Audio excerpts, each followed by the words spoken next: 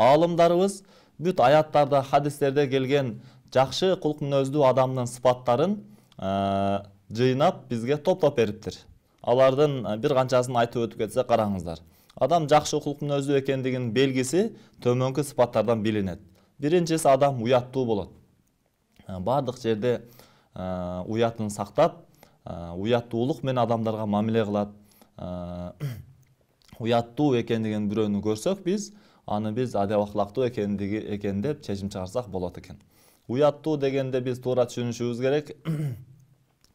Айтылыш зарыл болуп турган жерде айтпай коюңуз, же сүйлөбөй коюу зарыл болгон жерде сүйлөп коюңуз, бул уяттуулук эмес. Уяттуулук бул ар бир жерде ар бир жердин өзүнүн акысын берип сүйлөө. Караңыздар, кээ бир туугандарыбыз уяттуу болушум керек деп туруп, акыйкат айтылышы зарыл болгон жерлерде уялып айтпай коет.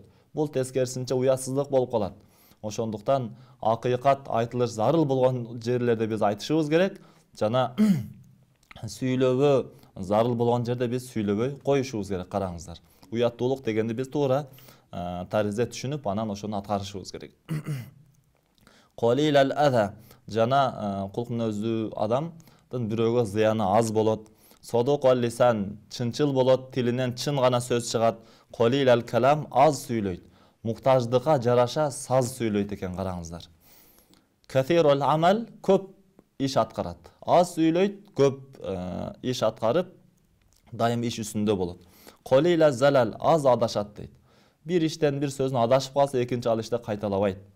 Баррон васулан, дайыма жакшылык кылат, мамилелери дайыма байлап, чыңдап жүрөт.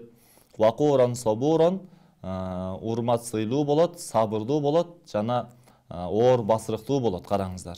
Шакуран радиян, дайыма бирөөлөргө ыраазычылык билдирип турат. Роббисине шүгүр айтат, пайгамбарыбызга шүгүр айтат, алым олияларга, устаздардын ата-энелерине бардыгына ыраазылыкты көп билдирет. Караңыздар.